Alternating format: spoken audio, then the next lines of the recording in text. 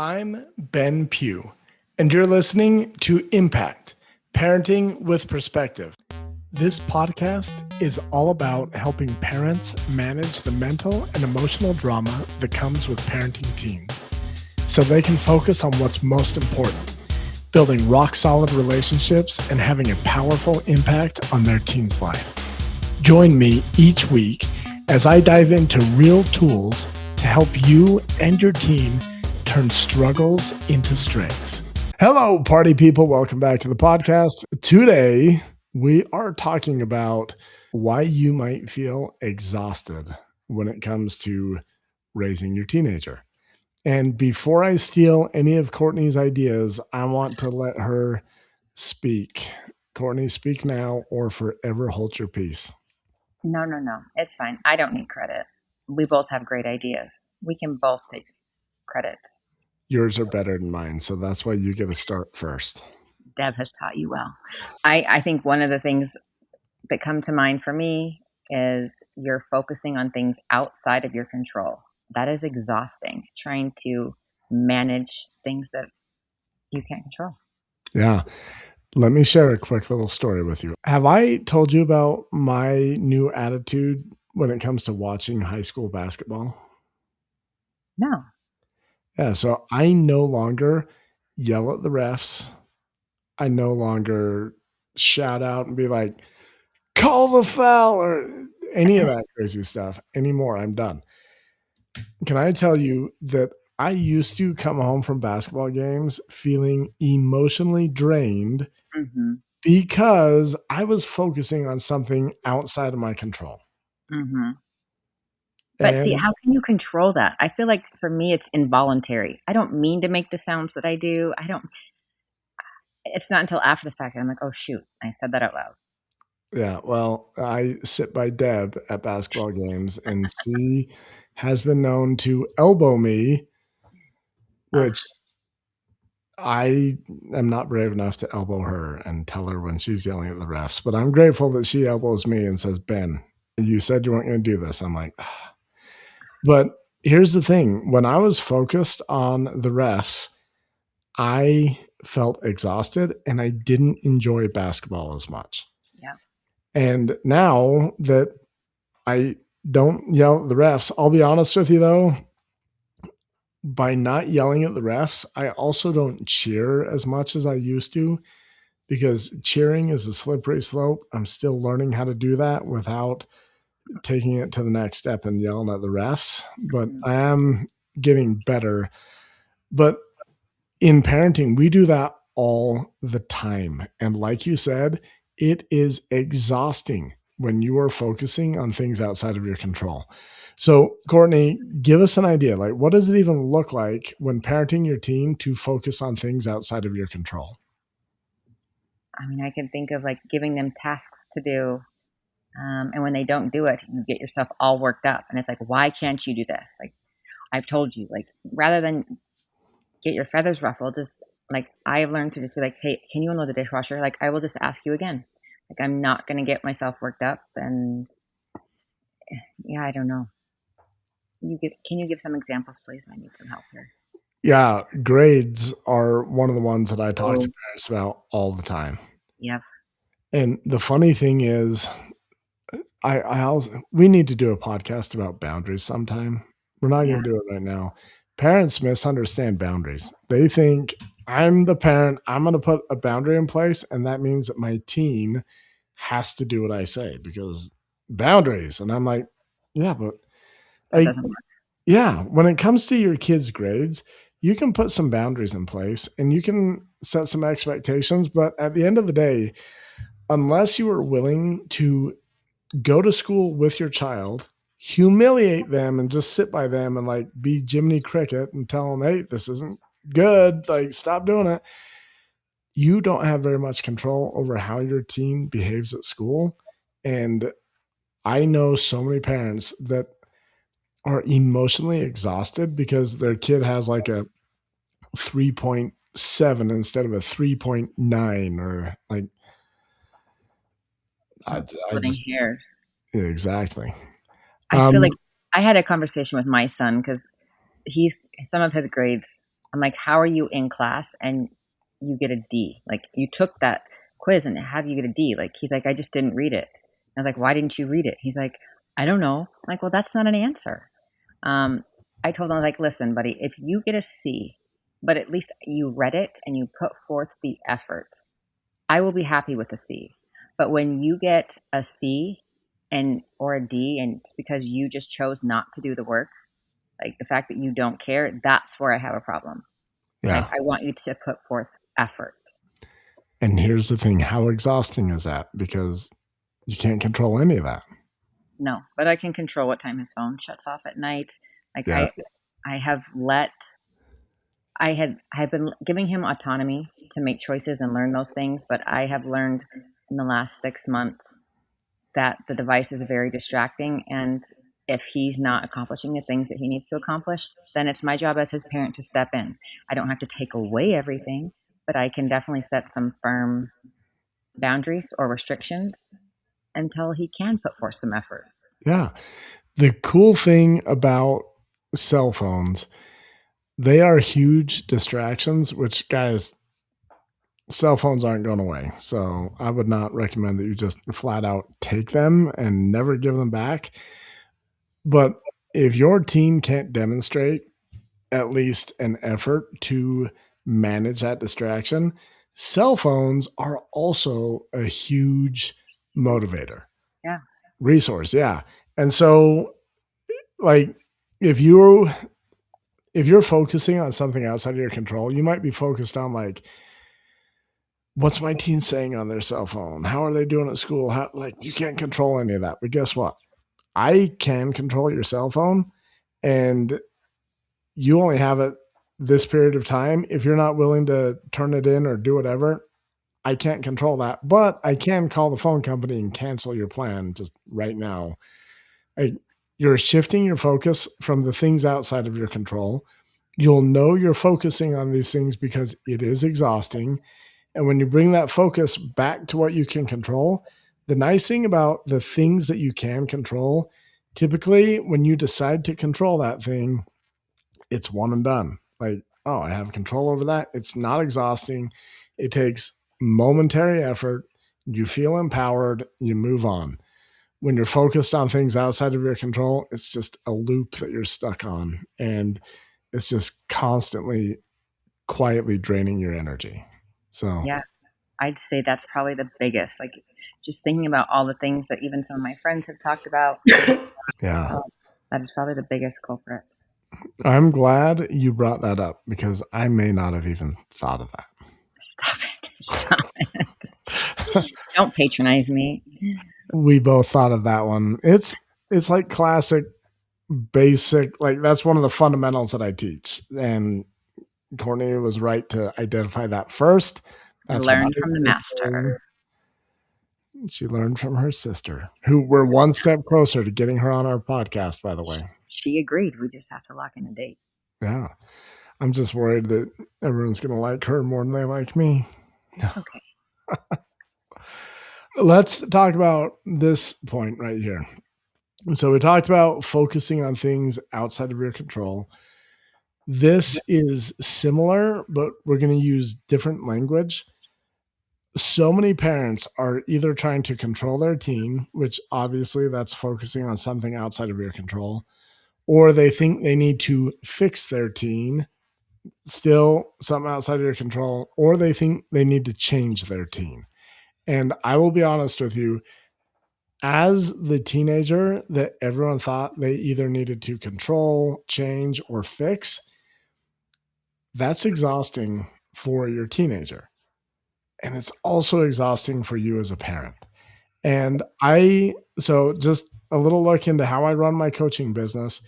People reach out to me. They're like, Ben, I would like you to work with either me or my teen. Kind of depends on who they are, what they want. Oftentimes they want me to work with their teen. And I'll talk to the parents. Sometimes I talk to the teen and I'm like, your teen does not want to change. So why would you waste any money trying to get me to change your teen when you could be the change that you want to see? I can help you create that change And when you change from the inside, things on the outside of you start changing. Mhm. If you are looking at parenting like it's your job to control, fix, or change your teenager, that is exhausting. And when you parent from that mentality, typically you're trying to control things, you're lecturing, you're nagging, you're repeating yourself, you're mansplaining, even though you're a mom. Momsplaining is also a thing. So I said it, might not be popular, but basically, these are part of the reasons that it is so exhausting to parent from that frame of mind. Courtney, have you ever experienced that? Yeah, when you were talking, I was just thinking about how exhausting that is for the teenager, like you said, and how we would feel if someone, every interaction with us, they were trying to fix us or change us or repair. It wouldn't feel good. And therefore you wouldn't respond. I wouldn't respond to that person well if I felt like they were just trying, if everything I did was wrong to them, I would just choose to not have interactions with them. And I feel Yeah, like if that's what we're constantly trying to do to our teenagers is change them, fix them, no wonder they don't want anything to do with us because yeah, nothing they do is right anyway. yeah. And so, like, the mindset shift here would be a lot of parents think, I need to change my teen. Like, they just think that's their job as a parent. And so the mindset is like, man, I'm exhausted emotionally because my teen is difficult. The problem is that's blaming, is putting the responsibility outside of yourself. When you can take the responsibility and realize, oh, I'm exhausted because I'm trying to be responsible for something outside of my control. And when you can start to see that, you can let go of that. One of the other reasons that I think a lot of parents, and guys, I talk with a lot of moms, and oftentimes moms will blame like their teen, they'll blame their husband who's not involved, they'll blame whatever, their life coach who isn't as witty as me. The thing is, bring that responsibility back in. One of the things that if you're blaming, it is really hard to regulate your own emotions because you're putting that responsibility on someone else. And I'm not saying that, like, I talked to a mom just recently, chose not to work with me. If you're listening, I'm glad you're still listening. But in the consultation that we had, I'm like, look, I can't change your husband. If he doesn't want to be more involved, if he doesn't want to do this work, I know you think he's the problem, but that is super disempowering because you can't change that problem. Are you talking about me? No, I'm not talking about you. Another mom. I feel like that's where I was years ago. I know, and He was fine. totally the problem. But I eventually read the book after. But yeah, no, that was me for sure. So, why do you think it's so hard to emotionally regulate yourself when you're blaming someone else for the problem? Your emotions are based off of what they do or don't do. You're letting them and their actions dictate your emotions. Yeah, really good. Let's talk about this a little bit deeper. One of the things that I teach parents and teens, I teach these three concepts when it comes to emotions. There's emotional health, which, by the way, I couldn't find satisfactory definitions of any of these things. So I just made up my own. Don't tell whoever's in charge of this world. But emotional health, I call the ability to experience any and all emotions, which is different than what most people think emotionally healthy. They think emotional health is that, oh, I'm happy all the time. No, you can be sad, you can be pissed off, you can just be chill, you can be excited, anything in between. If you can experience any and all emotions, you're emotionally healthy. Congratulations. Most people, they don't realize this, but they have a pretty good amount of emotional health. The one thing that I notice that keeps people from being more emotionally healthy is they try and ignore or resist the emotions that they don't want to experience, Mm-hmm. or they hyper focus on just a handful of emotions and they're like, oh, I'm always anxious, I'm always stressed. And I'm like, I guarantee you at some point throughout the day, you're happy, at some point throughout the day, you're relaxed, and you just kind of have to increase your awareness to understand how emotionally healthy you are. Stop brooding. I know, right? I use that term to describe someone. I won't mention any names. Uh-huh. Turns out I use that term It was a poor accurately. joke, but A for effort. Here's the thing when it comes to if you feel emotionally exhausted all the time, if you have let go of the things outside of your control, you're not trying to change or fix your teen, this is the next thing I would recommend. Be really good at regulating your own emotions. When you catch yourself feeling an uncomfortable emotion towards your teen, just realize, no, this is part of what makes me happy. Or not happy. This is part of what makes me healthy. I am pissed at my teen right now. I am not happy. And because I can experience those emotions, I am emotionally healthy. Now, the next step is emotional intelligence. Again, I didn't like any of the definitions out there for emotional intelligence, so I just made up my own. Emotional intelligence is your ability to identify what you are feeling and why you are feeling it. Now, according to the self coaching model, any emotion you have is created by a thought, whether it be conscious, whether it be subconscious, doesn't matter. If you're thinking it, it is going to create an emotional response in your body. If you are feeling exhausted when it comes to parenting your teenager, get really good at identifying exactly what you're feeling. I guarantee you it's not always exhaustion. Sometimes it'll be frustration. Sometimes it'll be disappointment. Sometimes it'll just feel like you're on an emotional roller coaster.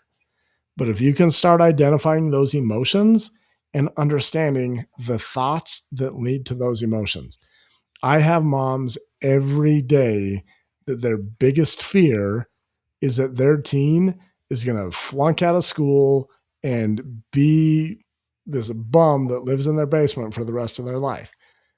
Those are all a bunch of thoughts leading to fear. And when you can understand, oh, I feel fear right now because these are the thoughts that I'm letting run wild in my mind. Mm-hmm. That will help you feel less emotionally exhausted when it comes to raising your teenager. And then the last one, this one I don't even think is a thing because I never even tried to look up the definition. I just made it my own. Emotional intention. Courtney, this one's going to blow your mind. I can't wait. This is the ability to choose how you're feeling and or how you behave. The reason this is important, sometimes you don't want to change how you're feeling. You're pissed off at your teen and you're okay being pissed off at your teen. But emotional intelligence means like, hey, if I can't change how I'm feeling, at least I can be intentional with how I behave. So yeah, I'm pissed at my teen, but I am not going to throw a shoe at him. That would be a So good choice. yeah, if you are experiencing emotional exhaustion, I would look at those three areas. Are you focusing on things that are outside of your control? Are you, I already forgot the second one. Oh, are you trying to change, fix, or control your teenager? And last, I would look at what's your emotional health, what's your emotional intelligence looking like, and how are you doing with emotional intention? I like that last one for sure. The conscious choice to guide your feelings, reactions. It's like choosing how you want to respond. Now, I'm working with a young man who witnessed his father die, like there with him in a tragic way. Mm. And this emotional intention is huge because like that was a traumatizing event.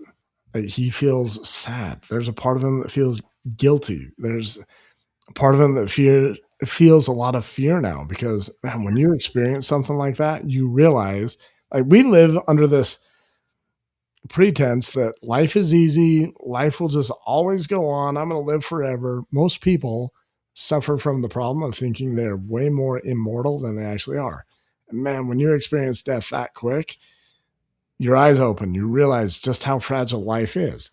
Anyways, emotional intention is huge for this young man because he can't control how he feels. Like if he were to be less sad about his dad's death, this is a principle that it talks about in A Christmas Carol. Anyways, he would have had to love his dad less Mm, to be less sad.